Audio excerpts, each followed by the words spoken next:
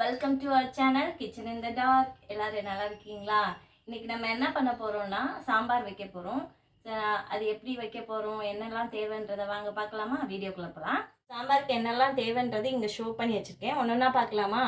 இந்த குக்கரில் வந்து 100 கிராம் வந்து தூர் தால் துவரம்பருப்பை வந்து நல்லா வாஷ் பண்ணி மஞ்சத்தூள் போட்டு 400 ml தண்ணி ஊற்றி நல்லா ஊற வச்சுருக்கேன்.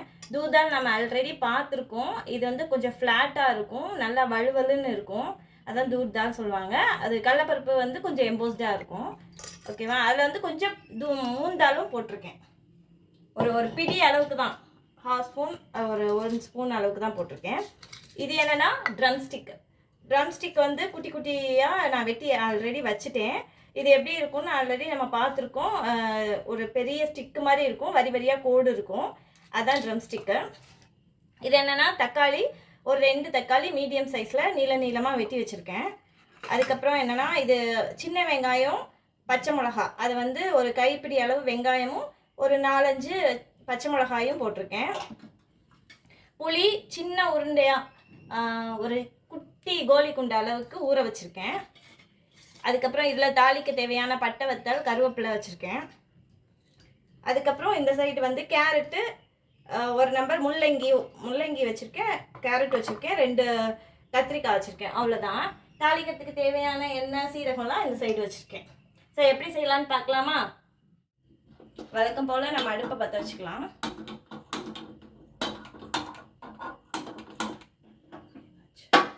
ஆஃப் பண்ணியிருக்கேன். ஸோ கேஸ் கீழே ஆஃப் பண்ணியிருந்தேன், அதை ஓப்பன் பண்ணியாச்சு.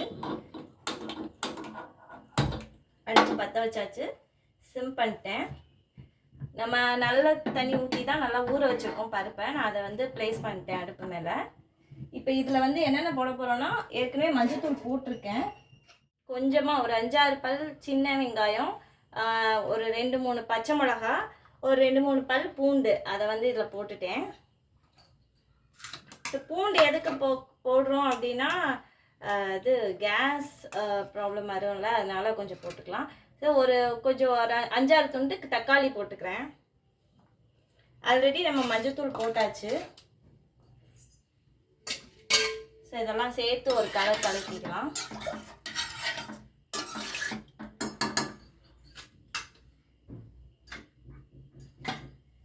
நான் குக்கரை மூடிடுறேன். ஆல்ரெடி நான் குக்கரை பற்றி டிஸ்கிரைப் பண்ணியிருக்கேன். இது ஹெவி பாட்டம் சில்வர் குக்கர்னு சொல்லிட்டு. நல்லா ப்ரெஸ் பண்ணி மூடிட்டேன்.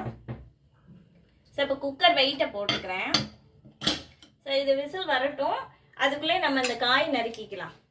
ஸோ இப்போ நான் முள்ளங்கி வெட்ட போகிறேன். இது நம்ம முள்ளங்கி ஏற்கனவே நம்ம பார்த்துருக்கோம். நான் அருவாமனையில் தான் வெட்ட போகிறேன். விசில் வரப்போகுது. ஸோ அதை தோலெல்லாம் நான் பீல் பண்ணி எடுத்துட்டேன். ஸோ அதை படுக்க வசமாக வச்சு ரவுண்டாக வெட்டிகிட்ருக்கேன். நான் அப்போது பக்கத்தில் வச்சு அழகாக வெட்டிடலாம். ஸோ ஏற்கனவே தோலெல்லாம் நான் பீல் பண்ணி எடுத்துட்டேன். இதோ இது மாதிரி அழகாக ரவுண்டாக எடுத்துடலாம். ஒரு விசில் வந்துருச்சு. 3 விசில் வந்தோடனே நம்ம ஆஃப் பண்ணிடுவோம்.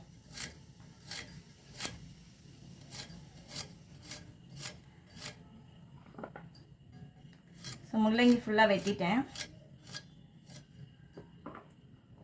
ஸோ முள்ளங்கி எடுத்தோன்னே நமக்கு வாட்டர் கண்டென்ட் இருக்கான்னு பார்த்துக்கணும். இப்போ நான் வந்து கேரட் 2 விசில் வந்துச்சு. அதை தண்ணி எக்ஸஸாக இருக்கவும் வெளியில் வருது. ஸோ கேரட்டையும் நான் ரவுண்டாக வெட்டிக்கிறேன். அதே மாதிரி படுக்க வசமாக வச்சு ரவுண்டாக வெட்டிக்கிறேன். ஆல்ரெடி 2லையுமே நான் தோலை வந்து பீல் பண்ணி எடுத்துட்டேன். இதை வச்சு பீல் பண்ணுறதுக்கு எனக்கு கஷ்டமாக இருந்தது. ஸோ அதை ரவுண்டாக வெட்டிட்டேன். இப்போ கத்திரிக்காவும் நம்ம ஆல்ரெடி பார்த்துருக்கோம். இந்த காம்பு வந்து நல்லா குண்டாக இருக்க மாதிரி பார்த்து வாங்கணும் அப்படின்னு சொல்லியிருக்கேன். ஸோ கத்திரிக்காய் வெட்டுறது தான் நமக்கு டிஃபிகல்ட்டே. இதை நம்ம கொஞ்சம் முத்தலாக இருக்குது. இதில் விதையெல்லாம் தெரியுது பாருங்கள், விதை தெரியுது. நல்லா தடவி பார்த்தோன்னா நல்லாவே தெரியும். இதில் எந்த பூச்சியும் இல்லை. நம்ம தடவி பார்க்கும்போது தெரியும் ஓட்டை இருக்கா என்ன ஏதுன்னுட்டு. இது நல்லா ஃப்ரெஷ்ஷான கத்திரிக்காய் தான். ஸோ அதனால் 3 விசில் வந்துச்சு. நான் ஆஃப் பண்ணிடுறேன். தண்ணி எல்லாம் வெளியில் ஒரு பாதி நேராக வச்சு 2ஆக வெட்டிட்டு அதை 3ஆக வெட்டியிருக்கேன் நேராக. அதே மாதிரி இன்னொரு பார்ட்டையும் நான் வெட்டி எடுத்துட்டேன். அவ்வளோதான், நல்லா பூச்சி இல்லாமல் வெட்டியாச்சு. இந்த பாருங்கள், இந்த மாதிரி நார் மாதிரி அந்த கத்திரிக்காய் காம்பை வெட்டும் போது வந்துச்சுன்னா அது கொஞ்சம் முத்தலாக இருக்கும். ஸோ வெட்டவே கஷ்டமாக இருக்குது. இது பாருங்கள், விதை விதையாக இருக்குல்ல, அதனால தான் நான் வந்து குண்டாக இருக்க மாதிரி பார்த்து வாங்குங்கன்னு சொல்கிறேன். குண்டாக இருந்தால் பிஞ்சாக இருக்கும், அவ்வளோதான். ஸோ 3 பார்ட்டாக வெட்டிட்டேன். இதையும் இன்னொரு பார்ட்டையும் அப்படி வெட்டிக்கிறேன். ஸோ பருப்பு வெந்துருச்சு. நம்ம எப்படி தாளிக்கலான்னு பார்க்கலாம். வெட்டி முடிச்சாச்சு எல்லாத்தையும். ஸோ குக்கரை அங்கே அடுத்த அடுப்பில் மாற்றிக்கலாம். ஸோ மறுபடியும் அடுப்பை பற்ற வைக்கிறேன். சிம் பண்ணிட்டேன். பாத்திரத்தை ப்ளேஸ் பண்ணியாச்சு. ஹீட் ஆகட்டும்.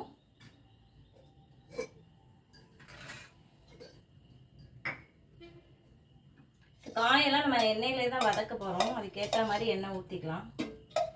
ஸோ 20 to 30 ml ஊற்றிக்கலாம். 25 ml வரைக்கும் ஊற்றிக்கலாம். நான் ஸ்பூனில் தான் ஊற்றி பழக்கம். எனக்கு ஒரு 5-6 ஸ்பூன் கிட்ட ஊற்றிருக்கேன். ஸோ எண்ணெய் காஞ்சிருச்சு. சிம் பண்ணிட்டேன். நான் சிம் பண்ணிட்டு கடுகு ஒரு ஸ்பூன் அளவுக்கு கையில் எடுத்து போட்டேன். நல்லா படப்படன்னு பொரிஞ்சிச்சு. அடுத்து சீரகமும் அதே அளவுக்கு கொஞ்சமாக கையில் எடுத்து போட்டாச்சு.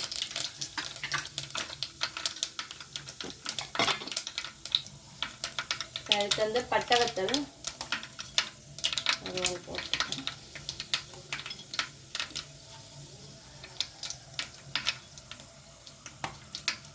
அதை பிச்சுட்டு கருவேப்பிலையோடு போட்டேன்.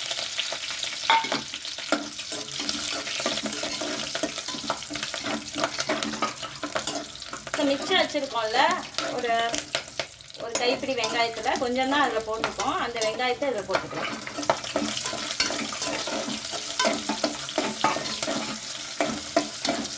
நல்ல வாசம் இருக்குது.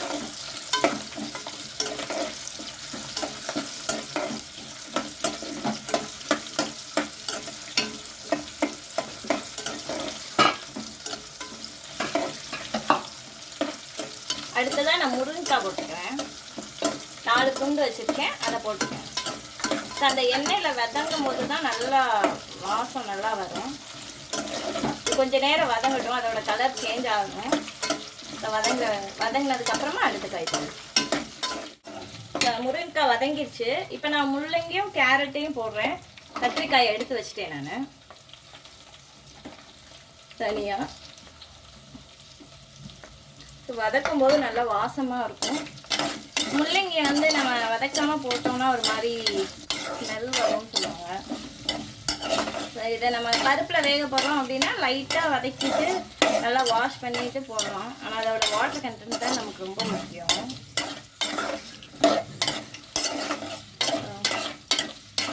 அந்த கிளறியாச்சு.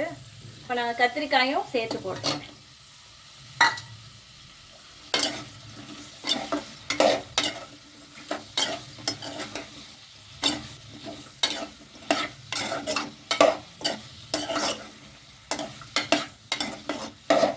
கொஞ்சம் நேரம் இதெல்லாம் வதங்கட்டும். இது கூட நான் தக்காளியும் போட்டுக்கிறேன்.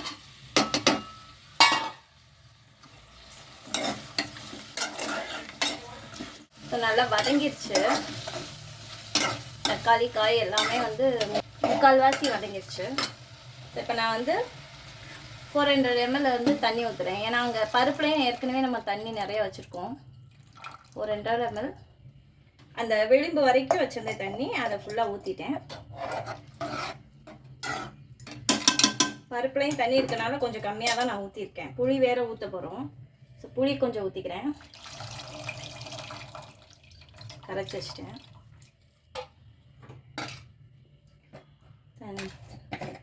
சாம்பார் பொடி 1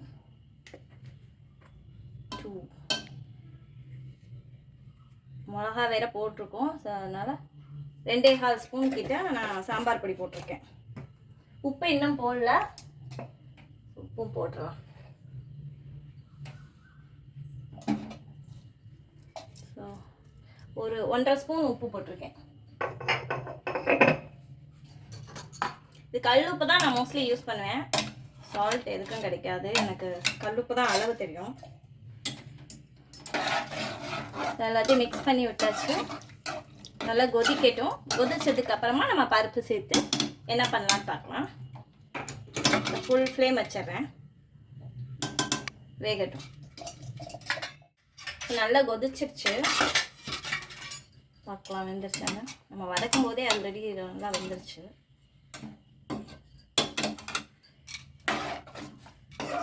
இந்த ஸ்டேஜில் உங்களுக்கு வேணும்னா ஒரு துண்டு வெல்லம் போட்டுக்கோங்க. அது இனிப்பு புளிப்பு இந்த காரம் எல்லாத்தையும் பேலன்ஸ் பண்ணி கொடுக்குறோம். ஆல்மோஸ்ட் வெந்துருச்சு அது. இப்போ நம்ம இப்போ பருப்பு வெந்துருச்சான்னு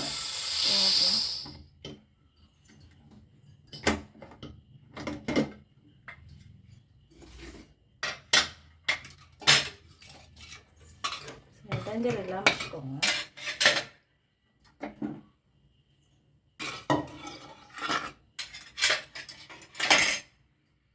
பருப்பு நல்லா வெந்துருச்சு, எல்லாமே மசிஞ்சிருச்சு. இந்த பருப்பை வந்து இதில் நம்ம ஊற்றிடலாம். ஊற்றி ஒரு கொதி விட்டுட்டு பெருங்காயம் போட்டு இறக்கிடலாம். இதில் இன்னும் நான் குயிக்காக செய்யணும்னா நீங்கள் பருப்பை ஒரு இதில் மாற்றிட்டு குக்கர்லேயே தாளித்து ஒரு விசில் விட்டுட்டு ஒரு பருப்பு எல்லாத்தையும் ஒன்றா சேர்த்திங்கன்னா இன்னும் குயிக்காகிடும். ஒரு கொதி வரட்டும்.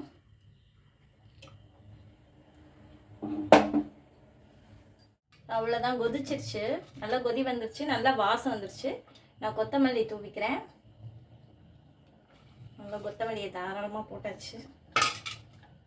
அதுதான் கொஞ்சமாக பெருங்காயம் கொஞ்சம் தான் இருக்குது, ஒரு 1/4 டீஸ்பூன் கூட இல்லை, அது ஃபுல்லாக கொட்டிட்டேன். ஸோ ஒரு பிஞ்ச் அளவுக்கு நான் வெந்தய பவுடர் போட்டுக்கிறேன். ஆஃப் பண்ணிட்டேன் அடுப்பை. வெந்தய பவுடர் எதுக்குன்னா நல்லா வாசமாக இருக்கும், சாம்பாரோட டேஸ்ட்டும் நல்லாயிருக்கும், அதுக்காக அது போட்டாச்சு. நான் இப்போ எப்படி வெந்திருக்குன்னு சொல்கிறேன்.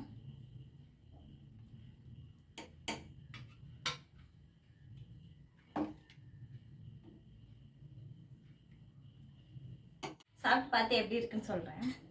காயெல்லாம் வெந்துருச்சான்னு நம்ம எப்படி தெரிஞ்சுக்கிறதுனா, இப்படி அதில் குத்தி பார்த்தோம், கரண்டியில் அப்படி குத்தி பார்த்தோம்னா அது 2 உடையுது. நல்லா நம்ம வதக்கும் போதே நல்லா வதங்கி இருந்துச்சுல, அதனால நல்லா வெந்துருச்சு. நல்லா வாசம் வருது. பருப்பு இன்னும் குழையணும்னா இன்னொரு விசில் விட்டுக்கோங்க.